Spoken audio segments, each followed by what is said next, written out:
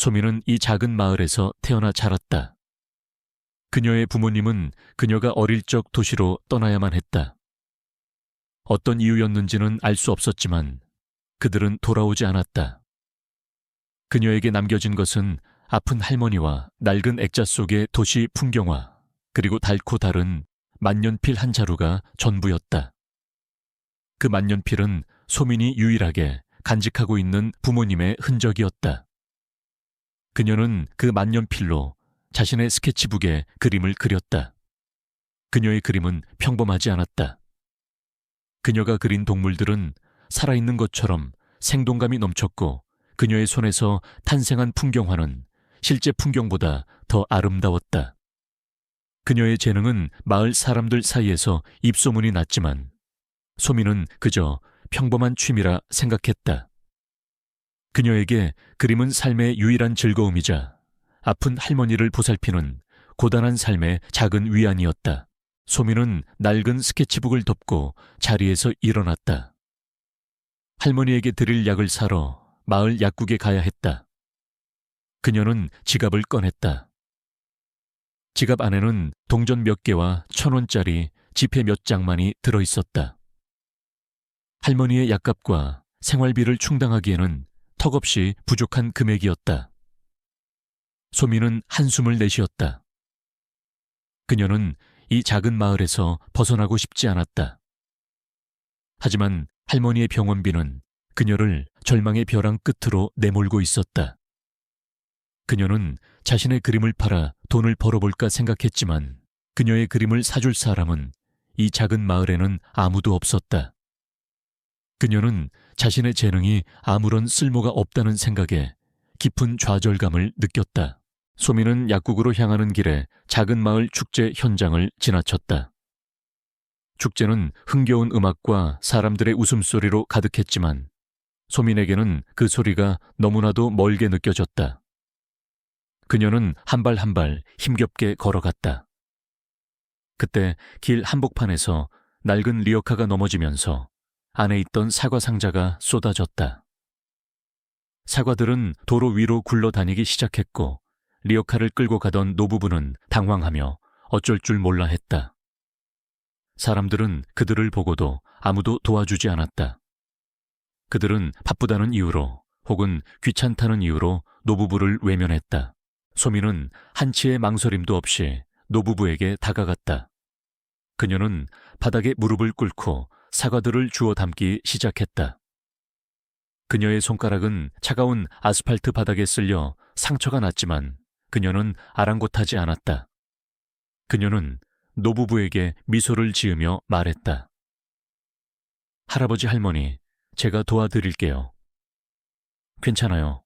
그녀의 목소리는 따뜻하고 다정했다. 노부부는 소민의 따뜻한 마음에 감동하며 고마움을 표시했다.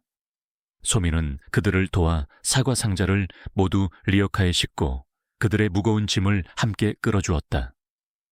그녀의 등 뒤로 따뜻한 햇살이 비추는 듯했다. 그때 저 멀리서 한 남자가 소민의 행동을 지켜보고 있었다. 그는 바로 K그룹의 이사 권형민이었다. 그는 도시의 복잡한 생활에 지쳐 잠시 시골로 내려왔다가 우연히 이 광경을 목격하게 되었다. 그는 소민의 따뜻한 마음에 깊은 인상을 받았다. 그는 소민이 가진 순수함과 헌신적인 태도가 모든 것을 다 가진 것처럼 보이지만 공허함에 시달리는 자신의 조카 강도윤의 마음을 치유해 줄 수 있을 거라고 직감했다. 그는 소민에게서 어떤 특별한 기운을 느꼈다. 그는 소민에게 다가가려 했지만 소민은 이미 자신의 갈 길을 가고 있었다. 그는 소민의 뒤를 조용히 따라갔다. 소민은 약국에서 할머니의 약을 샀다. 하지만 약값은 예상보다 훨씬 비쌌다. 소민은 지갑을 들고 약사에게 울먹이며 말했다. 아저씨, 제가 가진 돈이 이것밖에 없는데 죄송해요. 그녀는 눈물을 글썽였다. 그녀는 모든 것을 포기하고 싶었다. 그녀는 약국 문을 나서려 했다. 그때 권형민이 그녀에게 다가와 말했다. 아가씨, 이 약값은 제가 대신 내겠습니다. 그의 목소리는 차분했지만 그의 눈빛은 묘한 기운을 담고 있었다. 소민은 그를 경계하며 말했다. 괜찮아요. 제가 알아서 할게요. 하지만 권영민은 그녀의 손에 약봉투를 쥐어주었다. 아닙니다.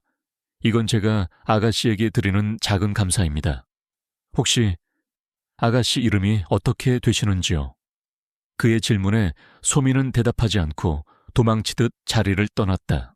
소민은 권영민의 도움을 거절하고 싶었지만 그녀에게는 다른 선택지가 없었다.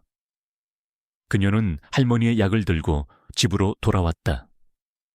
그녀는 할머니에게 약을 먹여드리고 할머니가 잠든 것을 확인하고 나서야 안도했다. 그녀는 그제야 자신의 지친 몸을 침대에 뉘었다. 그녀의 눈에서는 뜨거운 눈물이 흘러내렸다. 그녀는 자신의 무력함에 깊은 절망감을 느꼈다. 그녀는 자신의 삶이 왜 이토록 불행해야 하는지 이해할 수 없었다. 그녀는 자신의 불행을 운명처럼 받아들여야만 했다. 그때 누군가 그녀의 낡은 오두막집 문을 두드렸다. 소민은 놀라 자리에서 일어났다. 문 밖에는 권형민이 서 있었다. 그의 뒤에는 검은색 고급 승용차 한 대가 서 있었다. 권형민은 소민에게 굳은 표정으로 말했다. 한소민 씨, 저는 K그룹의 이사 권형민입니다. 당신에게 한 가지 제안을 하고 싶어서 왔습니다. 그의 목소리는 진지했다. 소민은 그에게서 어떤 위협도 느낄 수 없었다. 그녀는 그가 왜 자신에게 이런 제안을 하는지 알 수 없었다. 권영민은 소민에게 봉투 하나를 건넸다. 봉투 안에는 할머니의 병원비와 생활비, 그리고 그녀가 평생을 모아도 벌 수 없을 만큼의 거액의 돈이 들어있었다. 이 돈은 당신의 할머니를 치료하는 데 필요한 모든 비용입니다. 그리고 이 돈을 받는 대신 당신은 제 조카의 과외 선생이 되어 주셔야 합니다. 그의 제안은 소민에게는 충격적이었다. 그녀는 자신이 왜 이런 제안을 받아야 하는지 이해할 수 없었다. 그녀는 자신의 삶이 누군가의 장난감처럼 다루어지고 있다는 생각에 불쾌함을 느꼈다. 하지만 그녀에게는 다른 선택지가 없었다. 그녀는 할머니의 생명과 바꿀 수 있는 것이라면 무엇이든 할 용기가 있었다. 그녀는 할머니를 보았다. 할머니는 평화로운 얼굴로 잠들어 있었다. 소민은 권영민의 제안을 받아들이기로 했다. 그녀는 이제 더 이상 평범한 시골 소녀가 아니었다. 그녀는 거대한 도시의 세상으로 발을 내디뎌야 했다. 그리고 그녀는 아직 알지 못했다. 그녀의 선택이 그녀의 삶을 완전히 바꿔놓을 운명적인 선택이었다는 것을. 한소민에게 서울은 그림 속에서만 존재하던 미지의 세계였다. 그녀는 권영민의 차를 타고 서울로 향하는 내내 창밖으로 펼쳐지는 끝없는 빌딩 숲을 멍하니 바라보았다. 낡은 시골집과는 비교도 할 수 없는 거대하고 화려한 도시의 풍경은 그녀에게 깊은 감동을 주었지만 동시에 설명할 수 없는 불안감을 안겨주었다. 그녀는 마치 낯선 행성에 떨어진 우주인처럼 모든 것이 어색하고 낯설었다. 권영민이 차를 세운 곳은 서울 강남의 한 초호화 주택가였다. 철통 같은 보안 시스템을 통과하자 거대한 저택이 모습을 드러냈다. 웅장한 대리석 건물 드넓은 잔디밭, 그리고 화려한 조경은 그녀가 상상했던 부잣집의 모습 그 이상이었다. 하지만 소민에게 그곳은 아름다운 집이 아닌 숨 막히는 감옥처럼 느껴졌다. 그녀의 소박한 옷차림과 낡은 신발은 이 거대한 저택의 화려함 속에서 더욱 초라해 보였다. 그녀는 주눅이 들었지만 할머니의 병원비를 생각하며 마음을 다잡았다. 저택의 문을 열고 들어서자 그녀의 눈앞에 펼쳐진 것은 또 다른 세계였다. 천장에는 거대한 샹들리에가 빛나고 있었고 벽에는 유명 화가들의 그림이 걸려 있었다. 그 그림들은 그녀의 그림과는 완전히 다른 차갑고 난해한 느낌을 주었다. 그녀는 그 그림들을 보며 자신이 얼마나 초라한 존재인지 다시 한번 깨달았다. 그때 저택의 안주인인 강도윤의 엄마 박서연이 그녀에게 다가왔다. 그녀는 우아하고 세련된 옷차림을 하고 있었지만 그녀의 눈빛에는 냉담함과 경멸이 가득했다. 당신이 그 시골에서 왔다는 과외 선생인가요? 우리 도윤이한테 뭘 가르칠 수 있다는 거죠? 그녀의 목소리는 비수처럼 소민의 가슴을 찔렀다. 소민은 아무 말도 하지 못하고 고개를 숙였다. 그녀의 존재는 저택의 모든 사람들에게 비웃음의 대상이 되었다. 메이드들은 그녀의 촌스러운 옷차림을 보며 수군거렸고 경비원들은 그녀를 수상한 사람 취급했다. 소민은 그들의 시선 속에서 자신이 투명인간이 된 것 같았다. 그녀는 오직 한 가지 목표 강도윤을 가르쳐 할머니의 병원비를 버는 것만을 생각했다. 하지만 도윤은 그녀를 처음 보자마자 촌뜨기라며 모욕하고 과외를 거부했다. 난 공부 같은 거 안 해. 당신 같은 사람한테 배울 건 더더욱 없어. 그의 목소리는 냉소적이었다. 소민은 그의 차가운 눈빛 속에서 깊은 외로움을 보았다. 그녀는 그가 자신을 거부하는 것이 아니라 세상 전체를 거부하고 있다는 것을 직감했다. 강도윤은 소민의 존재를 철저히 무시했다. 그는 소민을 보자마자 방으로 들어가 문을 잠가버리거나 그녀가 말을 걸려고 할 때마다 모욕적인 말을 퍼부었다. 소민은 그의 반항적인 행동에 상처를 입었지만 그를 포기하지 않았다. 그녀는 매일 아침 그의 방 앞에서 그가 좋아하는 그림을 그려놓거나 그가 좋아하는 노래를 흥얼거렸다.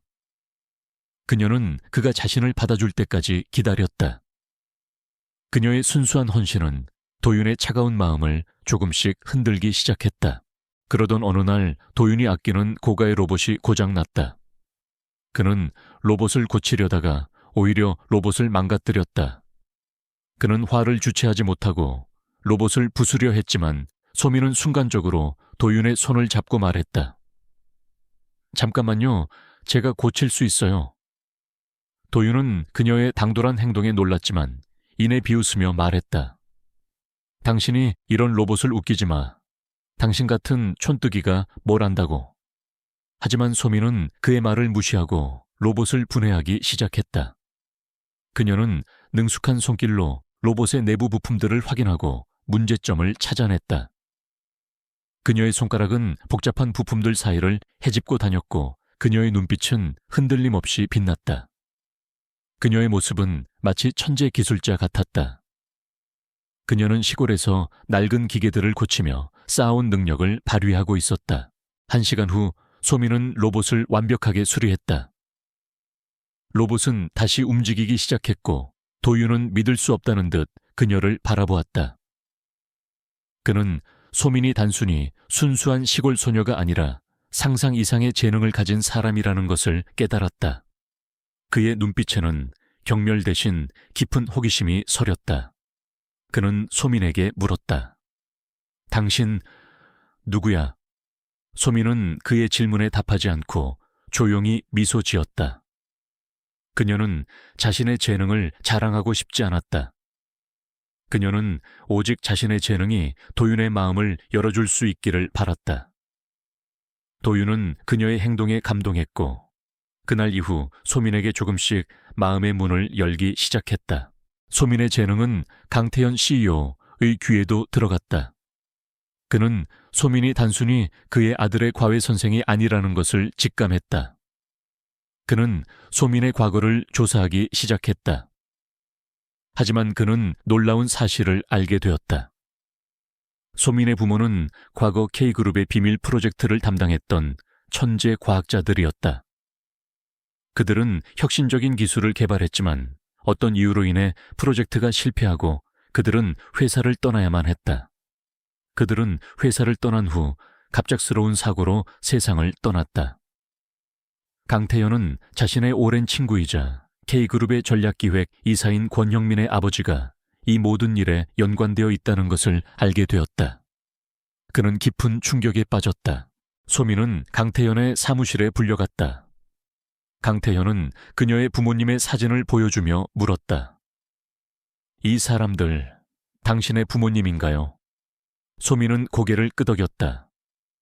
그녀는 강태현의 질문에 깊은 슬픔을 느꼈다. 그녀는 자신의 부모가 회사를 떠나야 했던 이유를 알지 못했다. 그녀는 그저 그들이 자신을 버렸다고 생각했다. 강태현은 소민에게 모든 것을 이야기해 주었다. 그는 소민의 부모가 기술을 훔치려 했다는 누명을 썼다는 사실과 그들이 누군가에게 모함을 당했다는 사실을 알려주었다. 소민은 충격에 휩싸였다. 그녀의 부모는 도망친 것이 아니라 누군가의 음모에 희생된 것이었다. 그녀는 자신이 평생을 품고 살았던 오해가 한순간에 무너지는 것을 느꼈다. 강태현은 소민에게 사과했다. 한소민 씨, 당신에게 진심으로 사과합니다. 저희 회사의 잘못으로 당신의 부모님이 고통받았습니다. 당신에게 용서를 구할 수 없을 만큼 큰 죄를 지었습니다. 그의 목소리는 진심으로 가득했다. 소민은 그의 사과에 눈물을 흘렸다. 그녀는 이제 더 이상 자신이 왜 불행해야 하는지 이해할 수 있었다. 그녀의 불행은 그녀의 운명이 아니었다. 그것은 누군가에 의해 의도적으로 만들어진 것이었다. 소민은 이 모든 진실을 밝혀내고 부모님의 명예를 회복하기로 결심했다. 그녀는 이제 더 이상 나약한 시골 소녀가 아니었다. 그녀는 복수를 위해 그리고 진실을 위해 싸울 준비가 되었다. 그녀의 삶은 이제 막 새로운 장을 시작하고 있었다. 강도윤은 자신의 마음을 흔든 소민의 재능에 깊은 호기심을 느꼈다. 그는 소민을 촌뜨기 과외 선생이 아닌 천재 해커로 인정하기 시작했다. 그는 그녀에게 조금씩 마음을 열기 시작했고 소민은 그에게 공부를 가르치기 시작했다. 소민의 학습법은 기존의 과외 선생들과는 완전히 달랐다. 그녀는 주입식 교육 대신 도윤이 좋아하는 로봇과 게임을 이용해 학습에 대한 흥미를 유도했다. 그녀는 도윤이 만든 로봇의 문제점을 지적하고 그 문제점을 해결하기 위해 수학과 과학 원리를 설명해 주었다. 그녀의 학습법은 도윤에게 공부라는 것을 지루한 의무가 아닌 재미있는 게임으로 인식하게 만들었다. 도윤은 소민의 가르침 덕분에 점차 공부에 흥미를 느끼기 시작했다. 그는 매일 밤 소민과 함께 로봇을 만들고 코딩을 배웠다. 그의 얼굴에는 오랜만에 활기가 넘쳤다. 그는 소민에게서 단순한 지식뿐만 아니라 따뜻한 관심과 진심을 느꼈다. 소민은 도윤에게서 단순한 반항적인 소년이 아닌 사랑의 굶주린 외로운 영혼을 보았다. 그녀는 그에게 그림을 가르치고 함께 그림을 그리며 감정을 공유했다. 그들은 서로의 상처를 보듬고 서로의 마음을 치유했다. 그들의 관계는 이제 더 이상 선생과 제자가 아닌 진정한 친구가 되었다. 강태현 CEO은 아들의 변화를 보며 놀라움을 금치 못했다. 그는 아들이 소민을 만난 이후로 긍정적으로 변했다는 사실에 깊은 감동을 받았다. 그는 소민을 향한 경계심을 풀고 그녀에게 신뢰를 보이기 시작했다. 그는 소민에게서 아들을 변화시킨 그가 잃어버렸던 순수함과 진심을 보았다. 그는 소민에게서 자신의 아내를 떠올렸다. 그의 아내는 소민과 같은 순수하고 따뜻한 영혼을 가졌었다. 그는 소민이 그의 아내와 같은 사람이 될 수 있을 거라고 믿었다. 강태현은 소민의 능력을 시험하고 싶었다. 그는 소민을 K그룹의 연례기부 행사에 참석시키기로 결정했다. 이 행사는 K그룹의 모든 임원들과 언론이 참석하는 중요한 자리였다. 그는 소민에게 당신이 도윤을 얼마나 변화시켰는지 당신의 능력을 증명해 보십시오 라고 말했다. 그의 말은 소민에게는 시험이자 기회였다. 소민은 강태현의 제안을 받아들였다. 그녀는 이 기회를 이용해 자신의 결백과 부모님의 명예를 회복하고 싶었다. 하지만 이 모든 것을 지켜보던 권영민은 질투와 불안에 휩싸였다. 그는 소민이 강태현의 신뢰를 얻는 것을 보며 자신의 입지가 흔들릴까봐 두려웠다. 그는 소민의 과거를 이용해 그녀를 무너뜨릴 계획을 세웠다. 그는 소민의 부모가 K그룹의 기술을 훔치려 했다는 루머를 퍼뜨렸다. 그는 언론을 매수하고 임원들에게 거짓 정보를 흘렸다. 그의 목적은 소민의 명예를 실추시키고 나아가 강태현의 명예까지 실추시키는 것이었다. 그는 소민이 결코 이 거대한 음모를 이겨낼 수 없을 것이라고 확신했다. 기부 행사 당일 소민은 강도윤과 함께 행사장으로 향했다. 행사장에는 수많은 사람들이 모여 있었다. 그들의 눈빛에는 소민을 향한 호기심과 경멸이 뒤섞여 있었다. 소민은 그들의 시선 속에서 자신이 투명인간이 된 것 같았다. 그녀는 불안했지만 도윤의 손을 잡고 용기를 냈다. 괜찮아, 소민아. 내가 옆에 있어줄게. 도윤의 따뜻한 말 한마디가 그녀의 마음을 위로해 주었다. 행사가 시작되고 권영민은 기회를 놓치지 않았다. 그는 단상에 올라 마이크를 잡고 말했다. 여러분, 오늘 이 자리에 아주 특별한 손님이 오셨습니다. 바로 K그룹의 기술을 훔치려 했던 한 과학자의 딸 한소민 양입니다. 그의 목소리는 냉소적이었다. 그의 말에 행사장 전체가 술렁거렸다. 기자들은 카메라 플래시를 터뜨리며 소민을 향해 질문을 쏟아냈다. 정말입니까? 당신의 부모님이 회사의 기술을 훔치려 했다는 게 사실인가요? 그들의 질문은 소민의 심장을 찔렀다. 소민은 눈물을 글썽였다. 그녀는 모든 것을 포기하고 싶었다. 바로 그때 도윤이 소민의 손을 잡고 말했다. 이건 사실이 아니야. 내 과외 선생님은 그런 사람이 아니야. 내가 증명할게. 그는 소민의 손을 잡고 단상 위로 올라갔다. 도윤은 마이크를 잡고 자신이 만든 로봇을 작동시켰다. 로봇은 움직이며 춤을 추기 시작했다.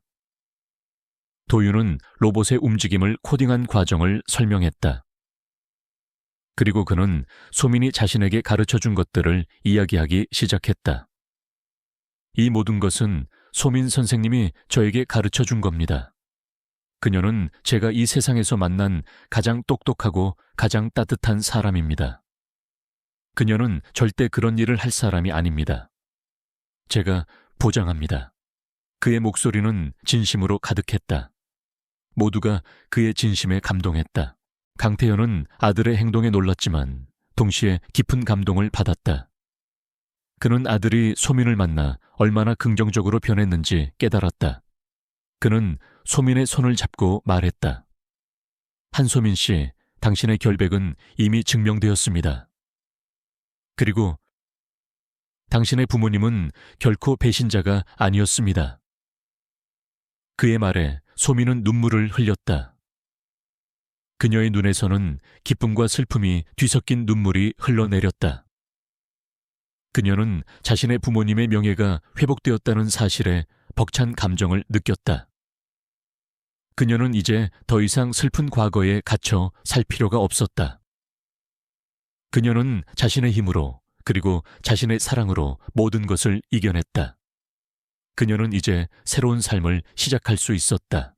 한소민의 용기 있는 행동과 강도윤의 진심 어린 변호는 행사장의 분위기를 완전히 뒤집어 놓았다. 그녀의 숨겨진 재능이 만천에 드러났고 그녀를 향한 사람들의 시선은 경멸에서 경외로 바뀌었다. 기자들은 이제 그녀를 K그룹의 새로운 천재라 칭하며 플래시를 터뜨렸다. 하지만 이 모든 영광 속에서 소민은 여전히 불안했다. 그녀는 자신의 재능이 누군가에게는 위협이 될 수 있다는 것을 알고 있었다. 권영민은 단상 위에서 굴욕을 맛보았다. 그는 소민이 자신의 음모를 어떻게 알아냈는지 이해할 수 없었다. 그의 얼굴은 분노와 수치심으로 일그러졌다. 그는 자신의 모든 것을 걸고 소민을 무너뜨리려 했지만 오히려 그녀의 재능을 세상에 알리는 꼴이 되었다. 그는 소민을 향한 증오심을 불태웠다. 그는 소민이 가진 재능이 K그룹의 미래를 결정할 중요한 프로젝트와 연관이 있다는 것을 직감했고 그녀를 제거하기 위해 더욱 교활하고 잔인한 계획을 세웠다. 강태현은 소민의 재능에 깊은 인상을 받았다. 그는 그녀가 단순한 천재가 아니라 K그룹의 미래를 이끌어갈 중요한 인재라는 것을 깨달았다. 그는 소민에게 K그룹의 새로운 프로젝트인 코드 제로에 대한 기술 자문을 요청했다. 코드 제로는 K그룹의 미래를 결정할 만큼 중요한 프로젝트였다. 그는 이 기회를 통해 소민의 능력을 완벽하게 시험하고 싶었다. 소민은 코드 제로 프로젝트의 자료를 받아들고 자신의 방으로 돌아왔다.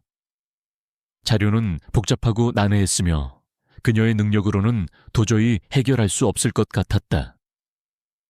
그녀는 밤늦도록 자료를 분석했다. 그녀의 머릿속에는 오직 한 가지 생각뿐이었다. 부모님의 명예를 회복하기 위해 이 프로젝트를 성공시켜야 해. 그녀는 자신의 모든 것을 걸고 이 프로젝트에 매달렸다. 그녀는 자료 분석을 하는 도중 누군가가 자신을 감시하고 있다는 것을 느꼈다.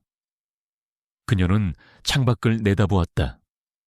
아무도 없었지만 그녀의 직감은 누군가의 시선을 느끼고 있었다. 그녀는 자신의 방이 도청되고 있다는 것을 직감했다. 그녀는 불안에 떨었지만 자신의 재능을 이용해 방에 도청기가 설치되었는지 확인하기 시작했다. 그녀는 천장의 환풍기 화분, 그리고 전등 안에 숨겨진 도청기들을 찾아냈다. 그녀는 도청기들을 모두 제거하고 자신의 노트북에 보안 프로그램을 설치했다. 그녀는 이제 더 이상 혼자가 아니라는 것을 알았다. 그녀는 누군가의 표적이 되었다. 며칠 후 소민의 방에 누군가 침입했다.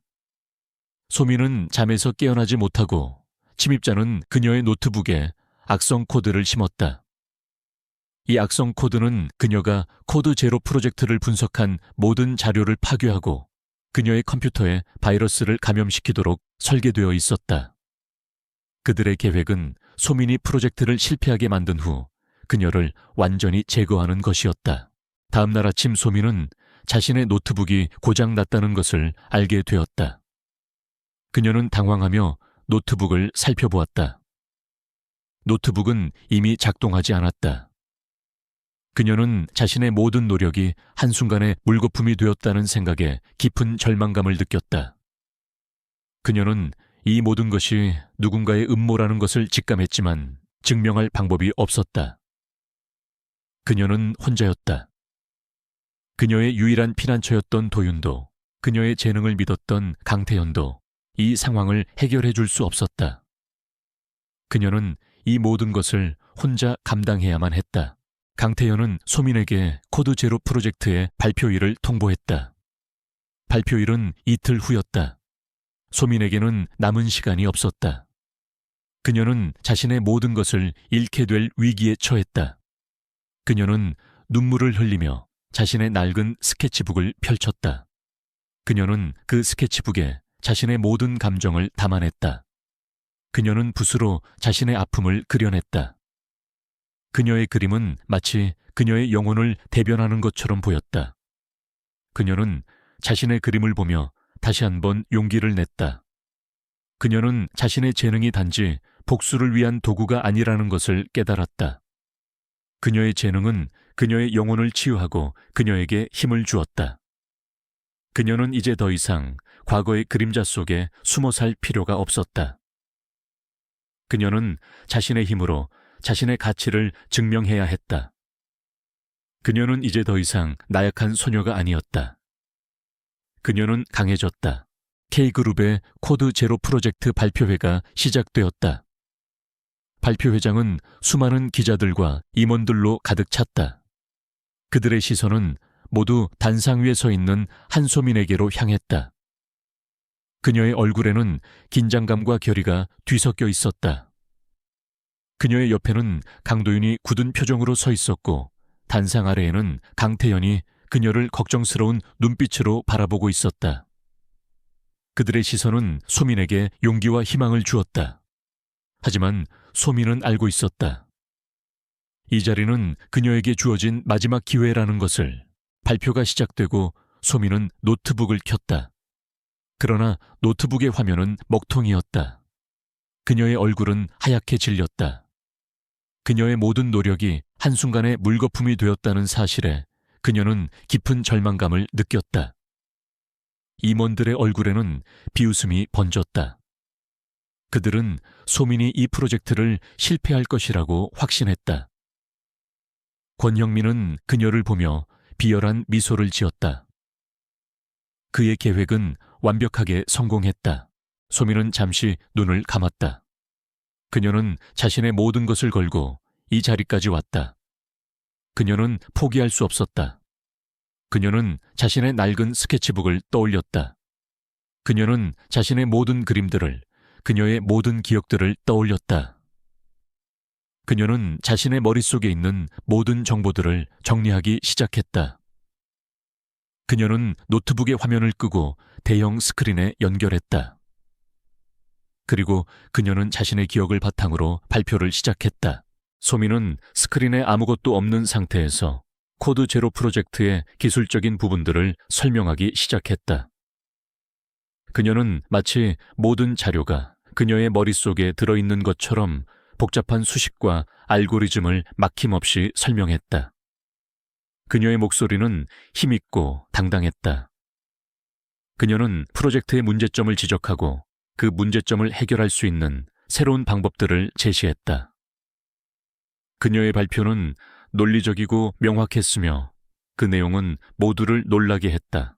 그녀의 발표가 끝난 후 한 임원이 비웃으며 말했다. 한소민 씨, 당신은 지금 허풍을 떨고 있습니다. 당신의 말이 모두 진실이라는 것을 어떻게 증명할 수 있습니까? 그의 말에 소민은 미소를 지었다. 그녀는 자신의 모든 것을 걸고 이 자리에 섰다. 그녀에게는 마지막 히든카드가 있었다. 소민은 자신의 부모님의 유품인 낡은 만년필을 꺼내 들었다. 그녀는 그 만년필로 대형 스크린의 코드를 입력하기 시작했다. 그녀의 손가락은 마치 마법을 부리는 것처럼 빠르게 움직였다. 그녀는 자신의 부모님이 남긴 기술을 복원하고 있었다. 만년필의 끝에서 빛이 뿜어져 나왔고 스크린에는 코드 제로 프로젝트의 원본 데이터가 나타났다. 그 데이터는 완벽했고 그 누구도 복원할 수 없는 암호로 보호되어 있었다. 스크린에 나타난 데이터는 모두를 경악하게 만들었다. 그들은 소민의 천재성에 놀라움을 금치 못했다. 그들의 얼굴은 경멸에서 존경으로 그리고 두려움으로 바뀌었다. 그들은 더 이상 그녀를 무시할 수 없었다. 그녀는 그들의 눈앞에서 무능한 인턴에서 천재 해커로 그리고 강태현의 약혼녀에서 그 누구도 무시할 수 없는 존재로 완전히 변신했다. 그때 권영민이 단상 위로 올라와 소민의 팔을 잡았다. 이 모든 것은 조작이야. 이 여자는 거짓말쟁이야. 그는 소리쳤다. 하지만 그의 목소리는 불안에 떨렸다. 소민은 그의 손을 뿌리치고 말했다. 이 모든 것은 조작이 아닙니다. 이 데이터는 저의 부모님이 개발한 기술의 핵심입니다. 그리고 이 기술은 오직 저만이 복원할 수 있습니다. 그녀의 말에 권형민은 절망에 빠졌다. 그는 자신이 모든 것을 잃었다는 것을 깨달았다. 강태현은 권영민에게 다가가 차가운 목소리로 말했다. 권영민 씨, 당신의 모든 죄는 이제 명백하게 드러났습니다. 당신은 당신의 아버지의 탐욕을 답습했습니다. 당신은 더 이상 K그룹에 있을 자격이 없습니다. 그의 말에 권영민은 무릎을 꿇었다. 그의 얼굴은 절망으로 일그러졌다. 그의 모든 것이 한순간에 무너졌다. 이은하의 두 번째 대결은 그녀의 완벽한 승리로 끝이 났다. 그녀는 자신의 힘으로 자신의 가치를 증명했다. 그리고 이 모든 것을 지켜보던 강태현의 눈에는 그녀를 향한 깊은 존경과 함께 새로운 감정이 싹트기 시작했다. 그는 그녀가 자신의 아내를 대신하는 존재가 아닌 그 자체로 온전한 유일한 존재임을 깨달았다. 코드 제로 프로젝트 발표회에서의 사건은 K그룹의 권력 구도를 완전히 뒤바꿔 놓았다. 소민의 용기와 천재성으로 인해 모든 것이 밝혀졌고 권형민과 그를 따르던 임원들은 더 이상 설 자리가 없었다. 그들은 소민과 강태현의 고발로 인해 즉시 회사에서 해고되었고 그들의 비리와 횡령 혐의에 대한 법적 절차가 시작되었다. 그들의 몰락은 탐욕과 위선이 어떻게 한 사람의 모든 것을 무너뜨리는지를 보여주는 교훈이었다. 가장 큰 충격을 받은 사람은 강태현이었다. 그는 자신의 오랜 친구였던 권영민의 아버지가 자신의 아내와 친구인 소민의 부모를 모함했다는 사실에 깊은 절망감을 느꼈다. 그는 자신의 오만함과 무지로 인해 소민의 부모님과 소민이 겪었을 고통에 대해 깊이 반성했다. 그는 소민에게 무릎을 꿇고 진심으로 사과했다. 한소민 씨, 저는 당신과 당신의 부모님께 씻을 수 없는 죄를 지었습니다. 저의 어리석음으로 인해 당신이 겪어야 했던 고통을 생각하면 정말 면목이 없습니다. 저를 용서하지 않으셔도 좋습니다. 하지만 당신의 부모님의 명예를 회복시키고 당신이 원하는 모든 것을 이루어 드리겠습니다. 그의 목소리는 진심으로 가득했다. 소민은 강태현의 사과를 받아들였다. 그녀는 그의 눈에서 진심을 보았다. 그녀는 복수보다 진정한 화해를 원했다. 그녀는 그에게 말했다. 사장님 괜찮습니다. 저에게 필요한 것은 복수가 아닙니다. 저에게 필요한 것은 진실입니다. 그리고 사장님은 저에게 그 진실을 알려주셨습니다. 감사합니다. 그녀의 용서와 자비는 강태현의 마음을 움직였다. 그는 소민에게 깊은 존경심을 느꼈다. 그는 소민에게서 자신의 아내와 같은 순수한 영혼을 보았다. 그는 소민의 부모님의 명예를 회복시키고 그녀의 꿈을 이루어주는 것이야말로 그가 할 수 있는 유일한 속죄라고 생각했다. 모든 것이 평화롭게 해결된 후 강태현은 소민에게 파격적인 제안을 했다. 그는 그녀에게 K그룹의 새로운 프로젝트인 희망의 씨앗을 맡아달라고 했다. 희망의 씨앗은 재능은 있지만 어려운 환경에 처한 젊은이들을 지원하고 그들의 꿈을 이루어주는 사회공헌 프로젝트였다. 강태현은 소민이 이 프로젝트의 적임자라고 생각했다. 한소민 씨, 당신이라면 이 프로젝트를 성공시킬 수 있을 겁니다. 당신의 재능과 따뜻한 마음으로 당신과 같은 어려움을 겪는 사람들을 도와주십시오. 그의 제안은 진심이었다. 그는 이제 더 이상 소민을 소유하려 하지 않았다. 그는 그녀의 재능을 인정하고 그녀가 가진 잠재력을 펼칠 수 있도록 돕고 싶었다. 하지만 소민은 잠시 망설이더니 고개를 저었다. 사장님, 감사합니다. 하지만 저는 그런 자리가 필요하지 않습니다. 저는 제가 가진 재능을 오직 저만을 위해 사용하고 싶지 않습니다. 저는 저와 같은 어려움을 겪는 사람들을 돕고 싶습니다. 그녀의 대답에 강태현은 놀랐다. 그는 그녀가 단순한 돈과 명예에 연연하지 않는다는 것을 다시 한번 깨달았다. 소민은 이어서 말했다. 저는 사장님과 함께 소외계층을 위한 기술지원재단을 설립하고 싶습니다. 재능이 있지만 기회가 없는 사람들을 돕고 저와 같은 고통을 겪는 사람들을 구하고 싶습니다. 저는 이 프로젝트를 직접 기획하고 운영하고 싶습니다. 그녀의 제안은 강태현의 마음을 완전히 사로잡았다. 그는 그녀의 뜻을 존중했고 그녀의 꿈을 이루어주는 것이야말로 그녀에게 줄 수 있는 최고의 선물이라고 생각했다. 그는 그녀의 제안을 전폭적으로 지원하겠다고 약속했다. 그날 저녁 강태현과 소민은 함께 저녁 식사를 했다. 그들은 더 이상 계약 관계가 아닌 진정한 연인의 모습이었다. 그들은 서로의 진심을 확인하고 미래에 대해 이야기했다. 강태현은 소민에게 말했다. 한소민 씨, 당신은 제 인생을 완전히 바꿔놓았습니다. 당신을 만나기 전에 저는 돈과 권력만을 쫓는 괴물이었습니다.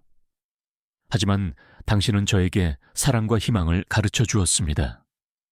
당신은 제가 만난 가장 아름다운 사람입니다. 그의 목소리는 진심으로 가득했다. 소민은 미소를 지었다. 사장님도 저의 인생을 바꿔주셨습니다. 저는 사장님을 만나기 전에는 그저 절망 속에 갇혀 살았어요. 하지만 사장님은 저에게 새로운 삶을 선물해 주셨어요. 사장님은 저에게는 세상에서 가장 따뜻한 사람입니다. 그들의 대화는 깊은 성찰과 함께 새로운 시작을 향한 희망으로 가득 찼다. 그들의 사랑은 모든 것을 이겨낼 수 있는 기적이었다. 그들은 절망과 고통 속에서 서로를 발견했고 서로를 치유했다. 그들은 이제 더 이상 서로에게 노예와 주인이 아닌 진정한 연인이 되었다. 그들은 함께 미래를 만들어갈 준비가 되었다. 그들의 이야기는 이제 막 시작되고 있었다. 몇 년의 시간이 흘렀다. 한소민의 삶은 그녀가 낡은 오두막집에서 꿈꾸던 가장 아름다운 모습으로 바뀌었다. 그녀는 이제 강태현의 아내가 되었고 그와 함께 희망의 씨앗 재단을 설립했다. 재단 사무실은 K그룹 본사 건물 내에 위치해 있었지만 그곳은 단순한 업무 공간이 아니었다. 재단은 소민이 직접 운영하며 재능은 있지만 기회가 없는 젊은이들을 지원하는 데 초점을 맞추었다. 소민은 매일 아침 재단으로 출근하여 젊은이들에게 직접 코딩을 가르쳤다. 그녀의 강의는 딱딱한 이론이 아닌 그녀가 직접 겪었던 경험과 깨달음이 담긴 이야기들로 채워졌다. 학생들은 그녀를 존경했고 그녀의 진심 어린 가르침에 감동했다.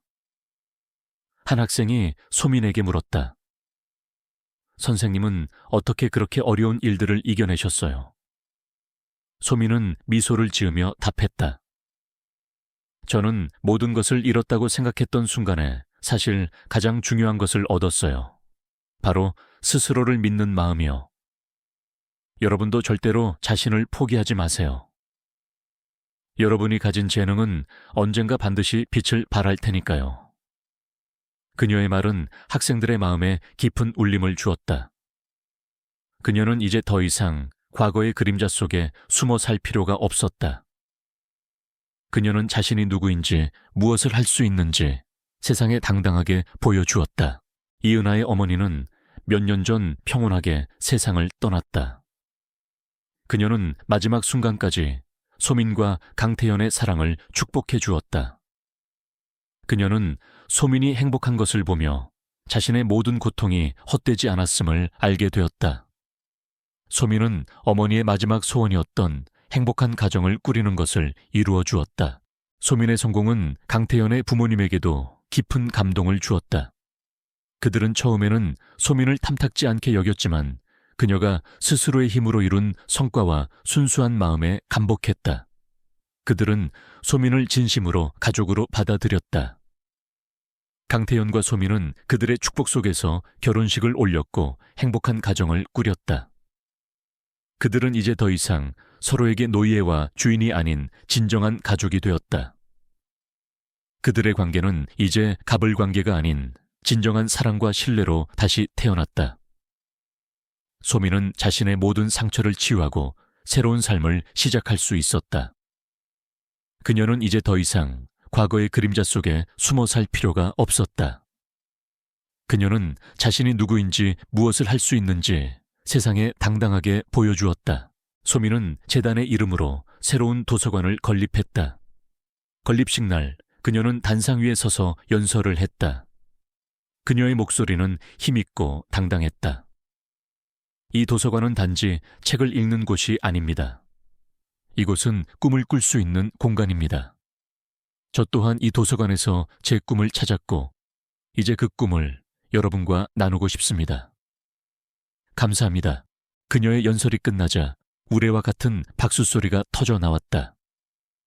그녀는 단상 아래로 내려와 강태현과 함께 도서관의 테이프를 잘랐다. 그 순간 그녀의 얼굴은 세상에서 가장 행복해 보였다. 그녀의 팔에 있는 작은 흉터는 빛을 발하는 것처럼 보였다. 그것은 더 이상 불행의 흔적이 아니라 그녀의 성공과 희망을 상징하는 아름다운 문양이 되었다. 도서관은 지식의 보고가 되었고 그녀의 재단은 수많은 청년들에게 기회를 제공했다. 소민의 이야기는 많은 사람들에게 영감을 주었다. 그녀는 더 이상 억만장자의 아내가 아닌 스스로의 힘으로 자신의 가치를 증명한 한소민이었다. 그녀는 이제 더 이상 도망치지 않았다. 그녀는 스스로 만들어낸 행복 속에서 자유롭게 살고 있었다. 이야기의 마지막 장면, 소민과 강태현은 함께 재단 도서관 창가에 서 있었다. 그들은 손을 잡고 창밖을 바라보며 환하게 웃었다. 그들의 삶은 마치 길었던 겨울을 이겨내고 찾아온 따뜻한 봄날과 같았다. 그들의 이야기는 끝이 났지만 그들이 뿌린 희망의 씨앗은 계속해서 새로운 생명을 싹틔울 것이다. 그리고 그 씨앗들은 이 세상 곳곳에 퍼져 또 다른 한소민과 강태현을 탄생시킬 것이다. 채널의 구독과 좋아요를 눌러주시면 더 많은 감동적인 이야기들을 만나보실 수 있습니다. 여러분의 관심은 저에게 큰 힘이 됩니다. 댓글로 여러분의 소중한 의견을 남겨주세요. 다음 이야기에서 만나요. 감사합니다. 푸른 하늘이 넓게 펼쳐진 시골 마을, 평온한 공기 속에서 한소민은 그림을 그리고 있었다. 낡은 스케치북 위로 연필이 사각거리는 소리만이 고요한 풍경에 작은 리듬을 더했다. 그녀의 작은 오두막집 앞 낡은 나무 의자에 앉아있는 소민의 모습은 마치 한 폭의 그림 같았다. 흩날리는 긴 머리카락 낡았지만 깨끗한 옷차림, 그리고 연필을 쥔 그녀의 가늘고 긴 손가락. 그녀의 눈빛은 깊은 고요함을 담고 있었지만 스케치북을 향하는 그녀의 눈동자는 설명할 수 없는 열정이 타오르고 있었다.